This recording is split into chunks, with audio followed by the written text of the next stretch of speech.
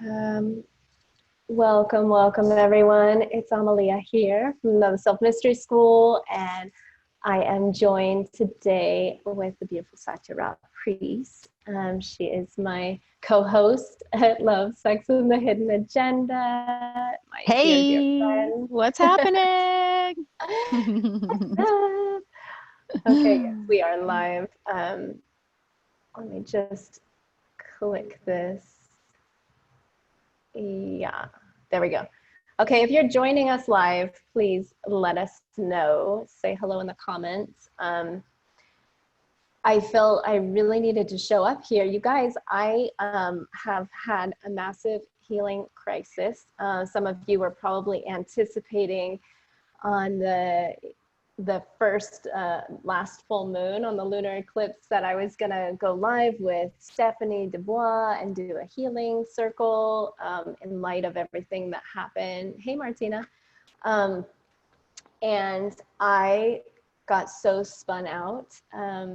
I woke up that morning, I felt okay, I was emotional, but I just got struck with this crazy amount of vertigo, and it was really disorienting, and I was bedridden for a number of days, and then I started to get better. And then we had the solar eclipse, and I completely collapsed again. So Stephanie ended up doing the healing circle alone, and honestly, I've just needed a serious time out from social media and the collective field, because every time I tried to show up or even check the news or check in with people, I literally would just start spinning, and I could feel that I had so many triggers connected to what's going on, and I just needed a serious timeout.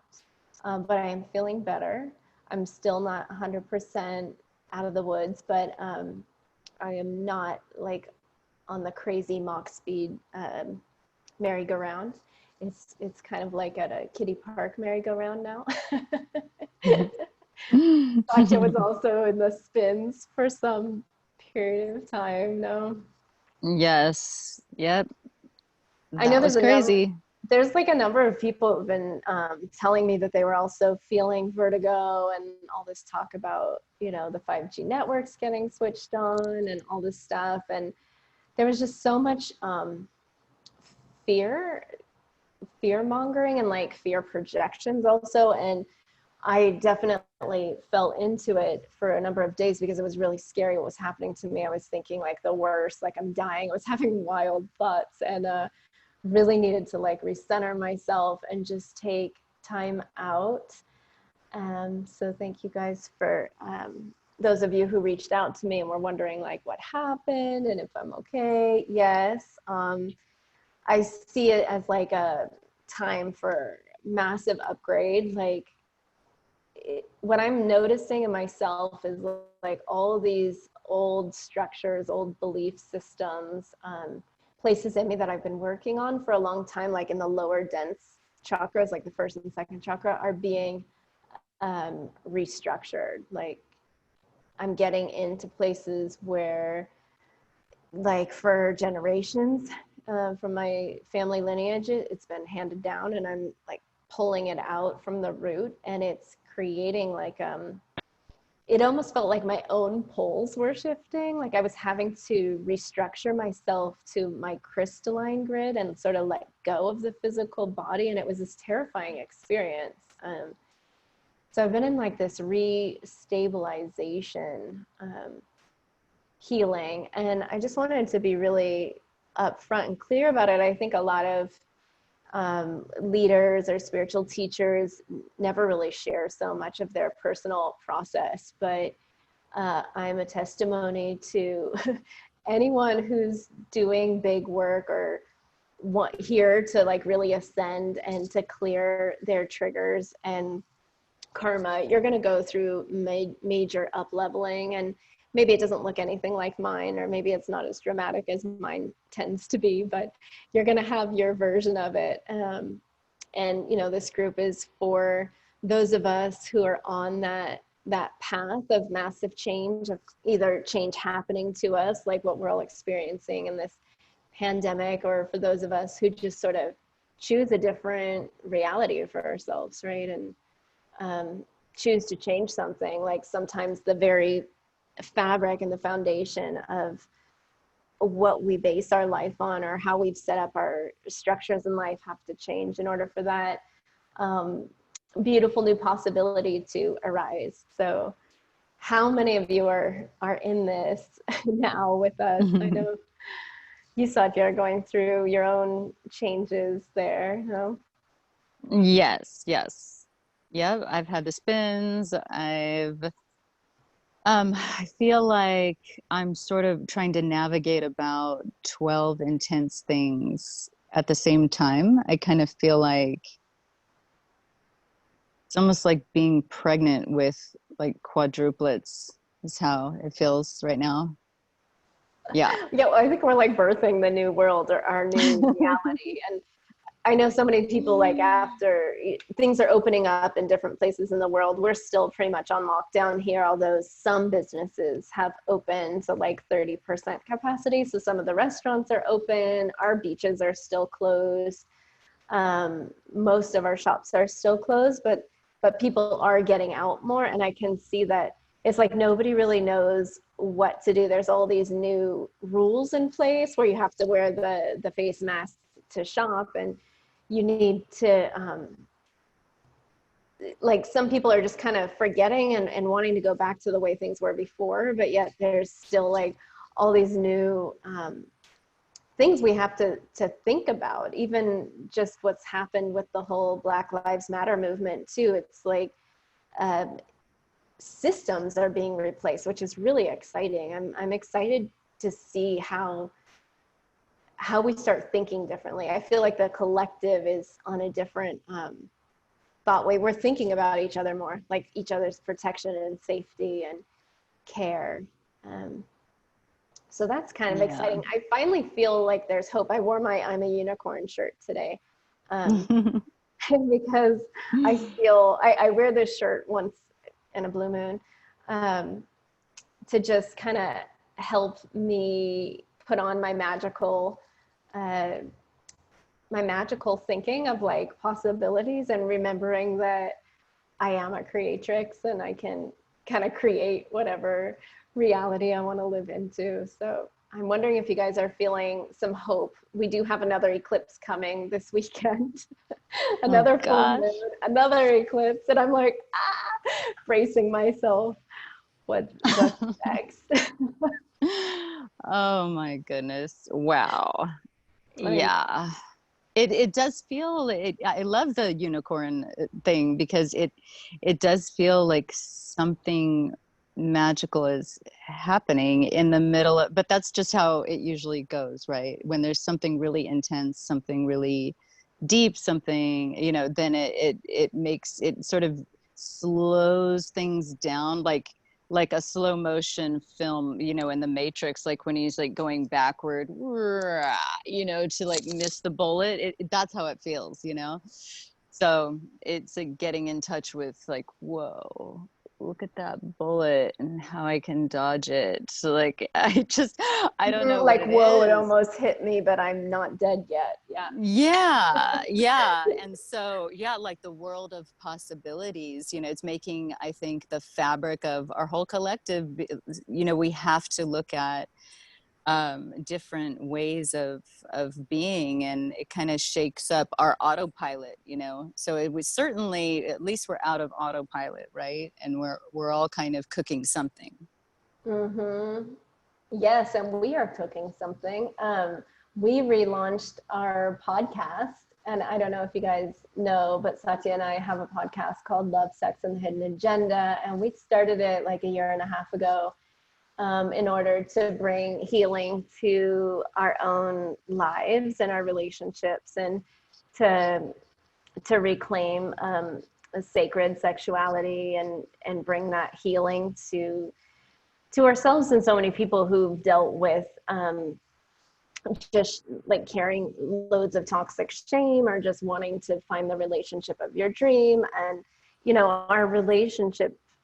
our relationships really define a lot about us. It defines our experience of life, and often is why people move through so much change, is when, they break up with someone or they go through a divorce. So if that's you and you've been going through different changes, or you're looking to create a more sacred love life, please check out our podcast. We went on like was it 6 months almost sabbatical? I guess it was from like November. I guess so.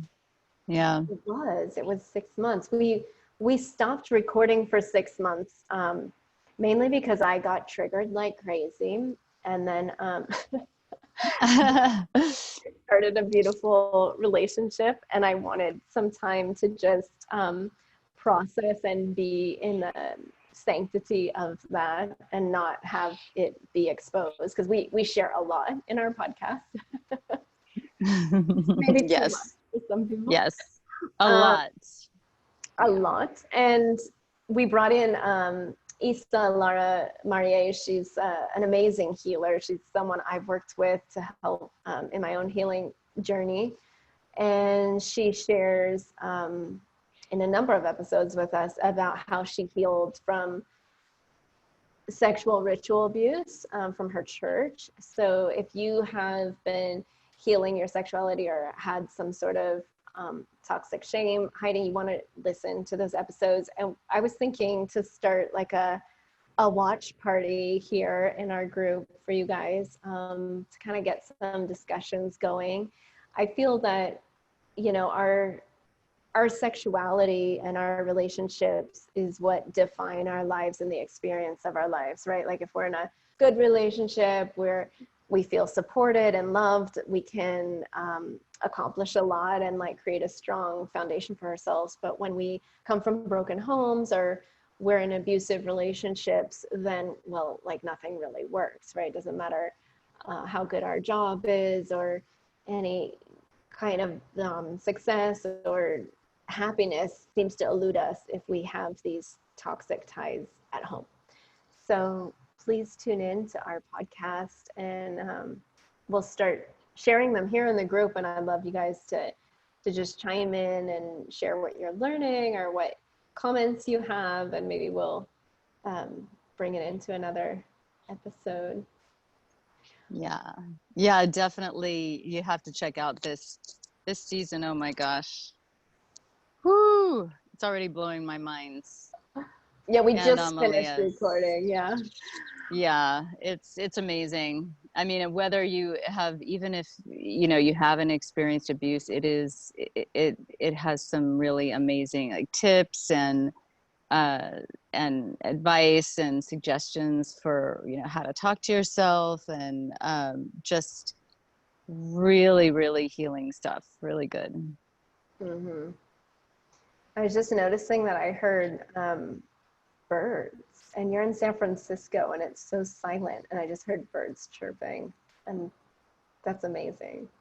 It's not I have sirens and like crazy street noise like it used yeah, I moved closer to the beach, and it's just pure quiet and peace. Like you can only hear the ocean, and in the backyard here, there's a ton of birds. That's why we have that bird bath.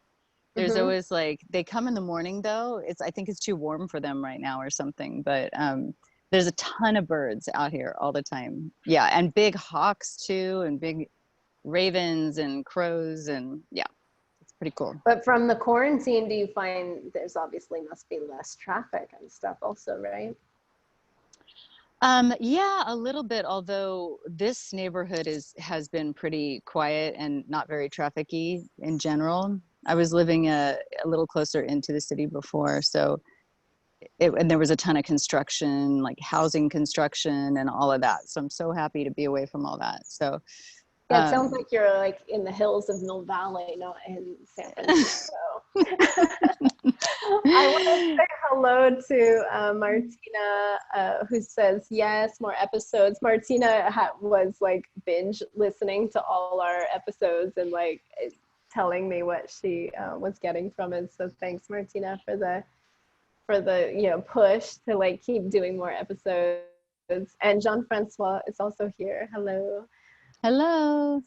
Yeah, please check it out. We'll start a watch party here in the group from the beginning of this season. But if you haven't heard our podcast from the beginning, you might want to start with episode 1, just to kind of they're not sequential, but they definitely build on each other. And there's a certain narrative and certain words we're using that kind of help you understand. We're explaining sort of the hidden agenda beyond the sexuality and sort of the bigger kind of spell that we've all been under being on this planet, and how our sexuality has been kind of hijacked by all these different entities, and how we can start to remove these entities from our system so that we can experience more loving, joyful relationships. So I hope you guys will check it out. Thank you, Satya, for joining me here. Absolutely. May the whole world have the love they want. Yes. Okay, so stay tuned for those here in the group, and you can always go to Love Sex Agenda to get the whole kit and caboodle of our podcast. Yes. Yeah. All right, well, hang in there, you guys. We do have a full moon coming up this 4th of July or 5th if you're in the East Coast. And this is promising to help us like restructure and reground, especially at home and with our relationships. It's in Capricorn, so we should have more stability and structures coming into place now that we've deconstructed everything. So I hope you're feeling a little bit more hopeful. I am, for sure, and plan to see more of you in the coming weeks. Although I am just crawling my way slowly back to social after like a 3-week break. So I hope you guys are taking the breaks you need, as it has been a very intense time. So take care, everyone. Thanks for being with us, and see you next time. See you. Thank you, Satya. Thank you, Amalia. Bye. Bye.